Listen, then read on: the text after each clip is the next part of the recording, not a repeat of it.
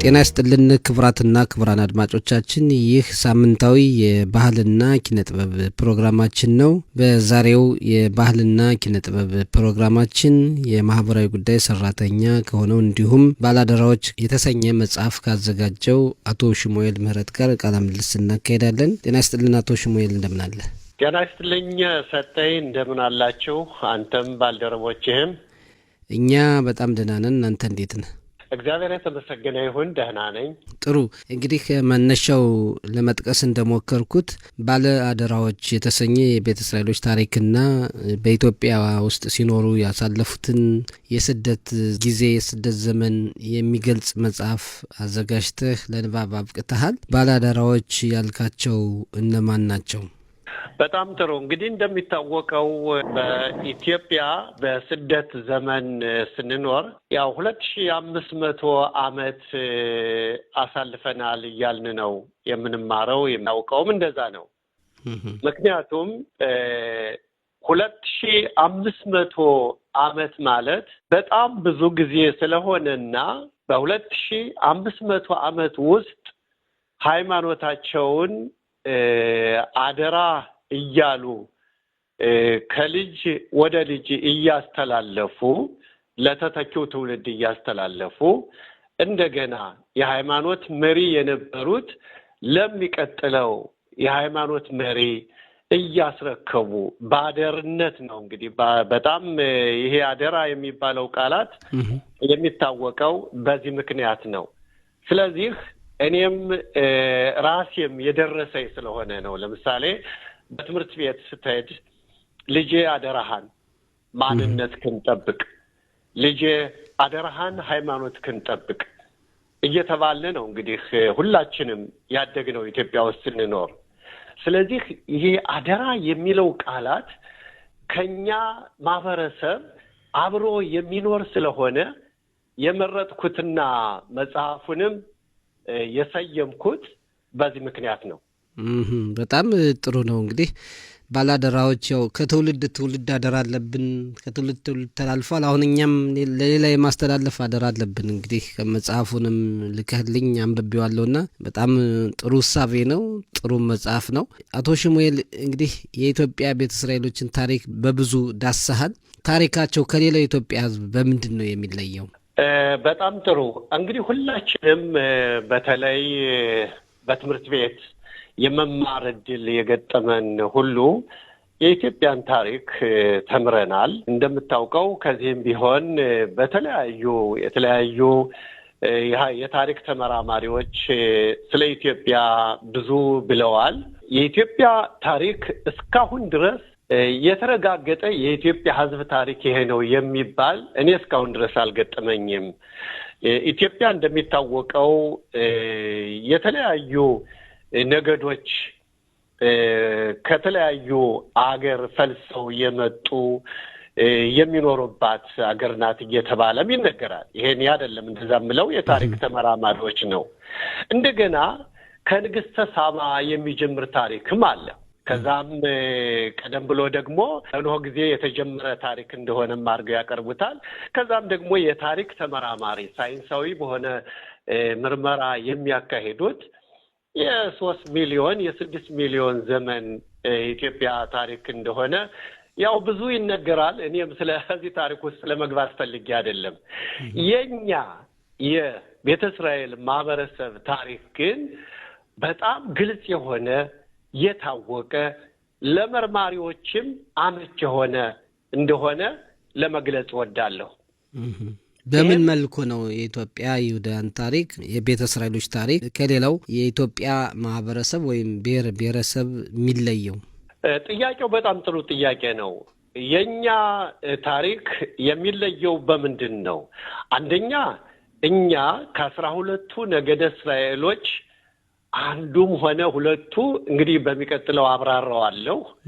ሁለተኛ የኛ ታሪክ ወደ ኢትዮጵያ የገባንበት ዘመን በጣም ግልጽ ነው።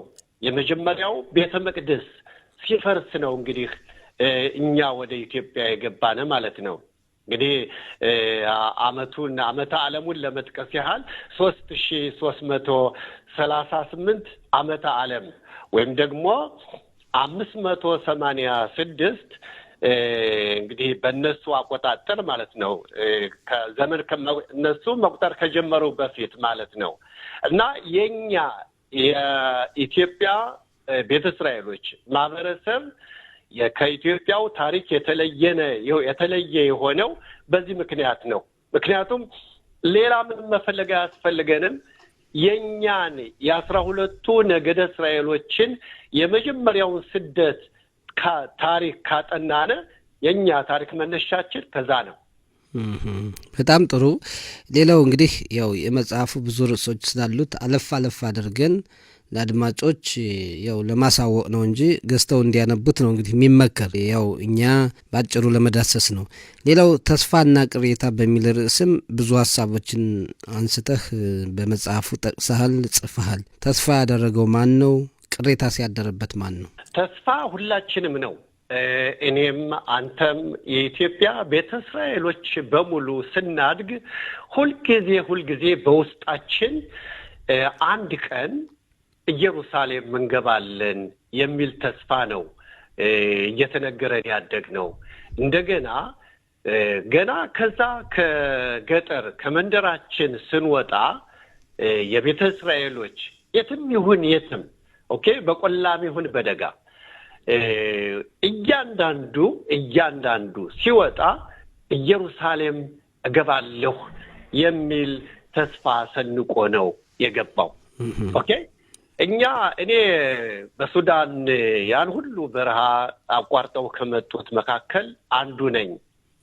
እኛ ሁላችንም መንገዱን ሁሉ እያወራን የመጣ ነው ኢየሩሳሌም የሚለውን። ኢየሩሳሌም ምን ትመስላለች? ኢየሩሳሌም እንዴት ነው? በውሉ እንኳን በእውነት እንዲያው በቅጡ ኢየሩሳሌም ምን እንደሆነች እንኳን በትክክል አጥንተን ተምረን በታሪክ ምንማር የነበረው እንግዲህ ከትምህርት ቤት ያው ጽዮናውያን ወይም ደግሞ ዛይኒስት እየተባለ በመጥፎ ደረጃ ሲፈርጇት የነበረች አገር ናት። ቢሆንም ግን ሁልጊዜ ጠንካራ ሆኖ ሲኖር የነበረው ወላጆቻችን ሲነግሩን የነበረው ነው። ወላጆቻችን በናፍቆት በስስት ኢየሩሳሌምን ልክ እንደምንጠጣው ውሃና እንደምንመገበው ምግብ እየመገቡ ስላሳደጉን በምንም ታምር ሌላ ታሪክ ሊቀይረን አይችልም። የኛን የውስጣችን እምነት ሌላ ታሪክ ሊቀይረን አይችልም። ስለዚህ አሁን ለምንድነው ተስፋና ቅሬታ ያልኩት? ከዚህ እስራኤል ሀገር እንደገባነ አሁን እየተናገርኩ ያለው የመጀመሪያዎቹ እኔ እንግዲህ የመጣው በ80 ነው። በ80 ዓመተ ምህረት ነው ከዚህ ሀገር የገባው። ከዛም በኋላ በ84ም ሆነ የሙሴ ዘመቻ በሚባለው የመጡትም ሆኑ ከፍተኛ ችግር ገጥሞን ነበር። ምክንያቱም በሃይማኖት ተቋማት በኩል ያለን የሃይማኖት ጉዳይ አጠራጣሪ ሆኖባቸው ነበር። ለዚህም ነው እንዲያውም መጠለም አለባቸው፣ እንደገና የግርዛት ሂደት ማካሄድ አለባቸው የሚባል ነገር ስለመጣ ይህም ደግሞ በጣም የሚገርመው ሁሉንም ነው በጥቅሉ የሃይማኖት መሪዎችንም ያካተተ ነበር እና ይሄ ነገር መሆን የለበትም ተብሎ ሰጠይ አንተ የምታውቀውን ለምሳሌ ለአድማጮች ለመግለጽና አድማጮችም ያውቁታል። አንድ ወር ወይም ደግሞ 32 ቀን ኢየሩሳሌም ማህበረሰባችን ተኝቷል። ከዛ ባንድ ላይ ይሄን ለማስነሳት ይህ ውሳኔ እንዲነሳና ያለምንም ግርዛት ያለምንም ምቅቤ ሄዶ መጠለም ምናምን ሳይኖር መብታችን ይጠበቅ ተቀበሉን የሚል ስሞታ ሮሮ እያሰማን እኔ ራሴም ከዛው 32 ቀን ተኝቻለሁ እና ይሄ ራሱ ቅሬታ ነው። ለምንድን ነው ቅሬታ የሆነው?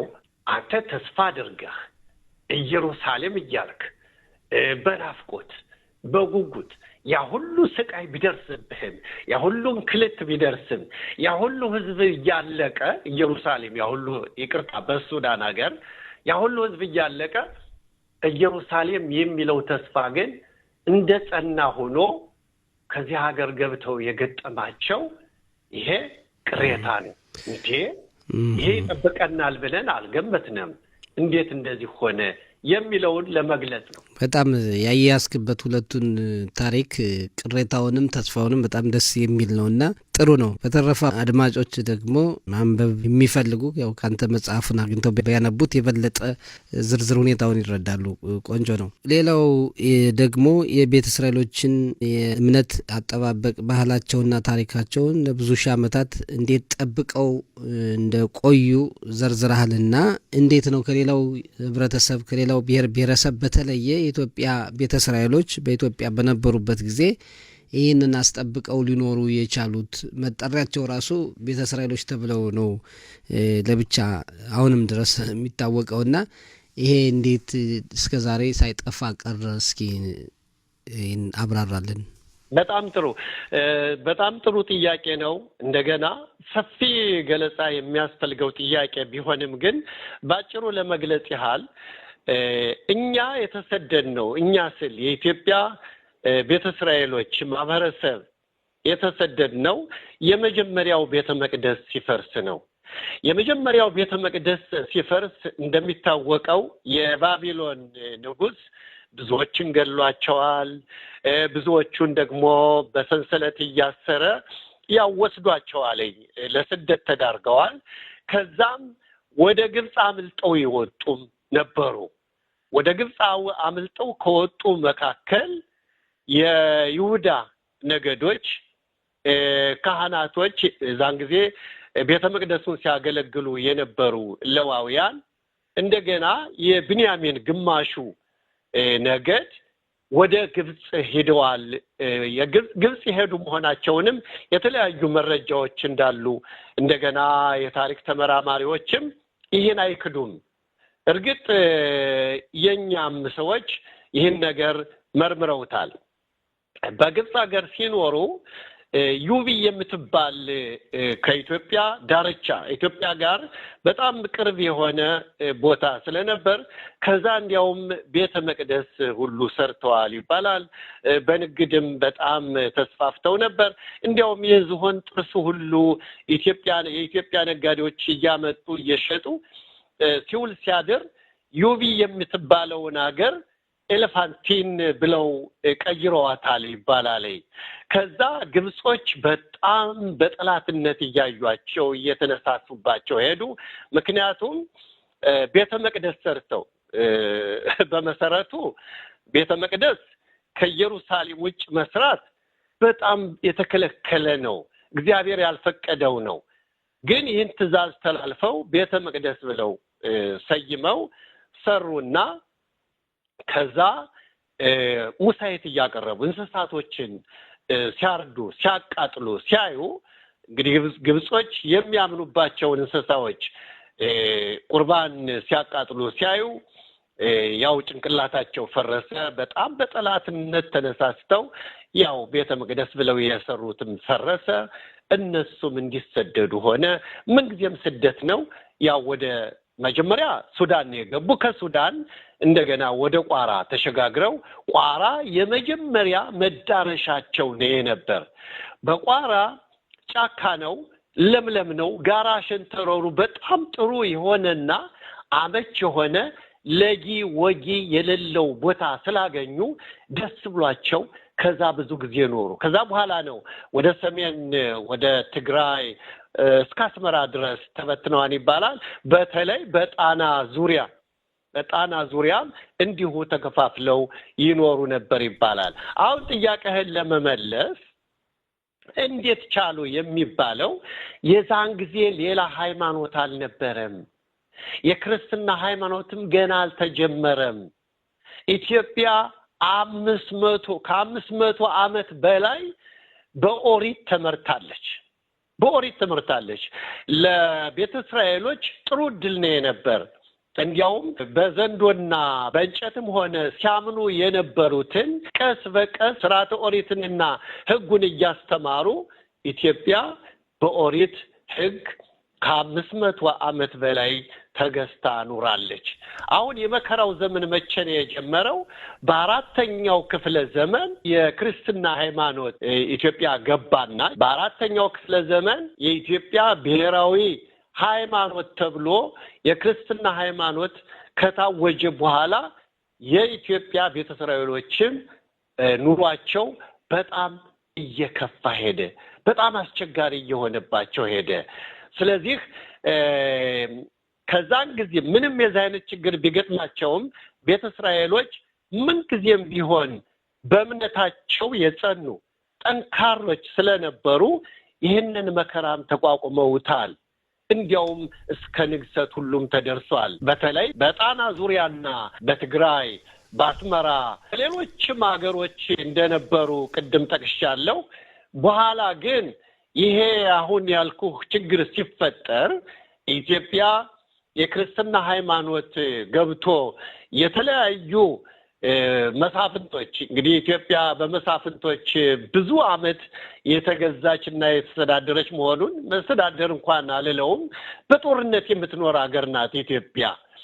ስለዚህ የኞቹም የራሳቸው የሆነ ስርወ መንግስት አቋቁመው በተለይ የሰሜን ተራራዎችን የስትራቴጂክ በጣም አመች የሆነ ቦታ ስለሆነ ዋናው መንግስታቸውን የመሰረቱ የሰሜን ስርወ መንግስት ወይም የሚታወቀው አብዛኛውን ጊዜ የጊድኦናውያን ስርወ መንግስት ተብሎ ያው ብዙ ዘመን በጦርነት በመፋለም ከነበሩት ነገስታቶች ጋር በመዋጋት ብዙ ጊዜ አሳልፈዋል ማለት ነው። በጣም ጥሩ ነው። በጣም ግልጽ በሆነ ሁኔታ ነው እያስረዳህ ያለው።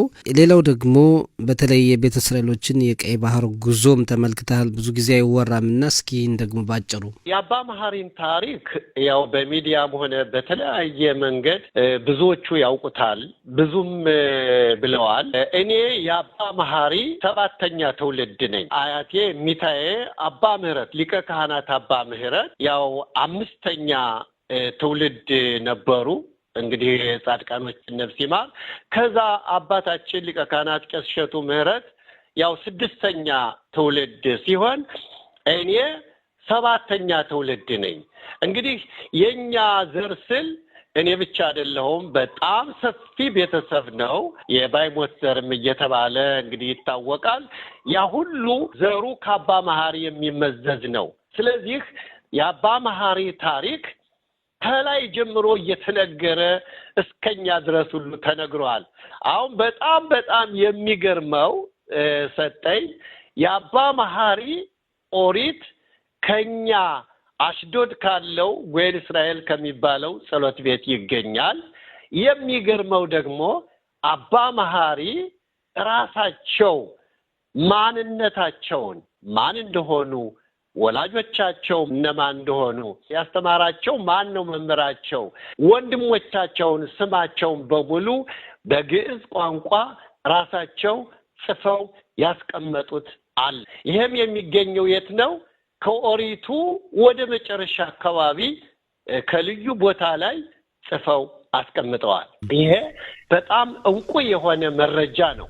እንግዲህ ተፈልጎ እንኳን የማይገኝ መረጃ ነው። ስለዚህ የአባ መሐሪን ታሪክ ያው በተቻለ መጠን ባጭሩ በመጽሐፌም ለማቅረብ ሞክሬያለሁ። እርግጥ ብዙዎቹም እንደጻፉ አውቃለሁ። የኛው ግን ትክክለኛ መረጃ ያለው ስለሆነ ከመጽሐፉም ራሱ የአባ መሐሪን የእጅ ጽሑፋቸውን ያው ከመጽሐፉም አጣብቄዋለሁ ማለት ነው። በጣም ጥሩ። ከዚህ ጋር በተያያዘ ነው ያንተን ቤተሰብ ታሪክም ያጠቃለልከው ማለት ነው? ትክክል። እንግዲህ ባላደራዎች ስል ሰጠኝ መጀመሪያ ያው እንደጠየቀኝ አያቴም ሆነ ከዛም በላይ በምልኩስና የነበሩ ናቸው። እንግዲህ እነሱ ባላደራዎች ናቸው። አደራ ልጄ እየተባሉ መጽሐፍ ቅዱስ ኦሪታችን በአደርነት እየተቀበሉ ለተተኪው ትውልድ እያስተላለፉ ይሄው ካንተም ከኔም ከዚህ አሁን እዚህ ሀገር ለመግባት ከበቃ ነው ትውልድ አድርሰውናል ማለት ነው። በጣም ጥሩ። እንግዲህ መጨረሻ ማጠቃለያ ካለና መጽሐፉን አግኝተው ማንበብ ለሚፈልጉ አድራሻህ ምን ይሆን? በመጀመሪያ ደረጃ ታሪካችን የምንመረምርበት ጊዜ ላይ ነው ያለ ነው። ይሄን ያልኩ ምንድን ነው? እግዚአብሔር የተመሰገነ ይሁን በዩኒቨርሲቲ ተቋማትም ሆነ በኮሌጆች በተለያዩ በከፍተኛ ደረጃ የሚማሩ ከኢትዮጵያ ቤተ እስራኤሎች አብራክ ይወጡ አሉን። እንግዲህ አሁን ዋናው ነገር ታሪክን መለስ ብሎ መመርመር ነው። ታሪካችን ማጥናት አለብን። ታሪካችን መመርመር አለብን። እስካሁን የተጻፈው በሌሎች ነው።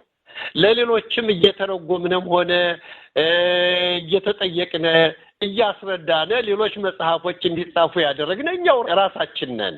ስለዚህ ከኛ የሚጠበቀው ካሁን በኋላ ታሪካችን አረጋግጠን ገና ከመነሻው ከመጀመሪያው ስደት ጀምረን የኛን ቤተ እስራኤሎችን በተለያዩ ቦታዎች ገለጻ የሚያረጉ በተለይ ገለጻ የሚያረጉ በተለያዩ የትምህርት ተቋማት የሚሰሩ ኢትዮጵያውያን ይሄን መጽሐፍ ቢጠቀሙበትና ራሳቸውም ደግሞ ትክክለኛ ታሪካችን እየመረመሩ እያጠኑ ለእስራኤል ህብረተሰብ ቢያስተምሩ ያው ትክክለኛ ታሪካችን ማሳወቅ እንችላለን ማለት ነው። ሰጠኝ በጣም አመሰግናለሁ።